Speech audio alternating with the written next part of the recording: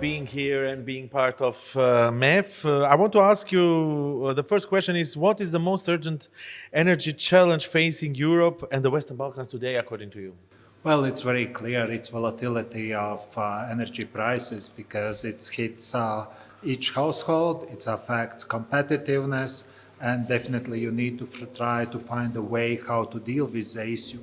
There are no magical solutions, but where EU and also the energy community can definitely benefit of better interconnection, better working as internal market, and that definitely helps. Additionally, really to look for the next steps to address prices and then really to change strategically direction, because it's very clear in this geopolitical instability, if you don't possess fossil fuel resources, you need to find something else.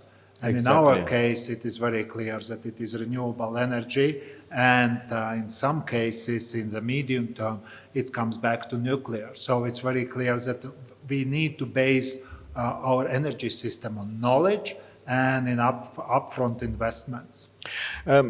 You mentioned European Union and Western Balkan is not part of the EU. So how is important this aspect to it to align the Western Balkan countries to align with EU regulation in order so then the region can balance the climate ambitions with economic competitiveness and affordability, because in the end it will come to that.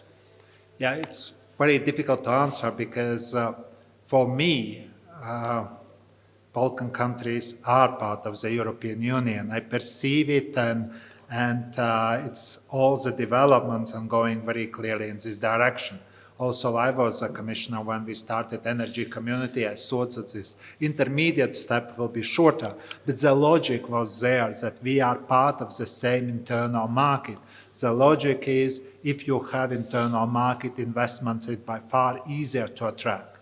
So in my opinion, it's very clear, if I would be in decision-making position in this, that alignment with the EU regulatory framework is the key for success or economic growth of the region.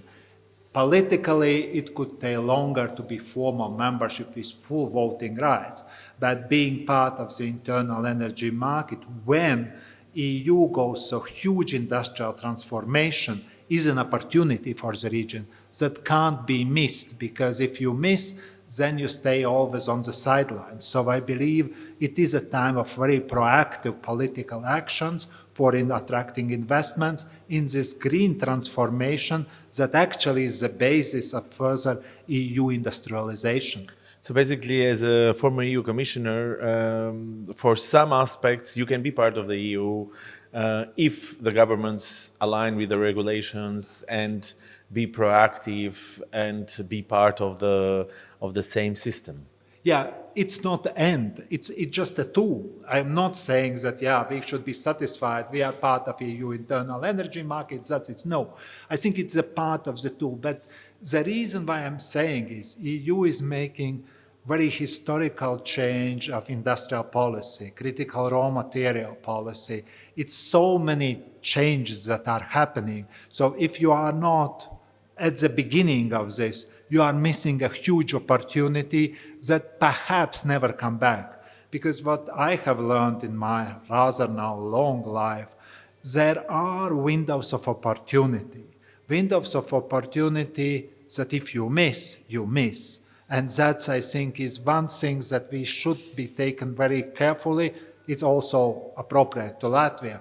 This industrial drive is you take it now or complain later. So you have no opportunities then to come back because somebody else is being more proactive.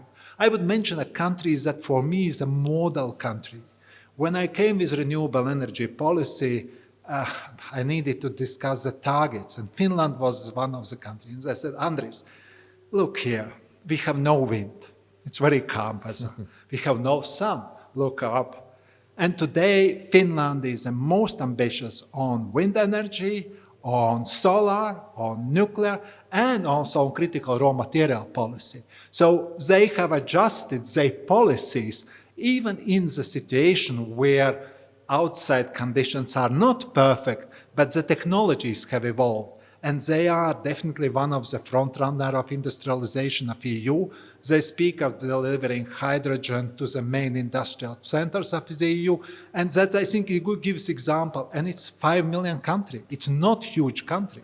It's a great example, actually. And then when you have right policies and right goals, everything is achievable. Thank you. Thank you for very much for these concrete answers and concrete examples. Thank you very much. I'm honored to be here. Thanks.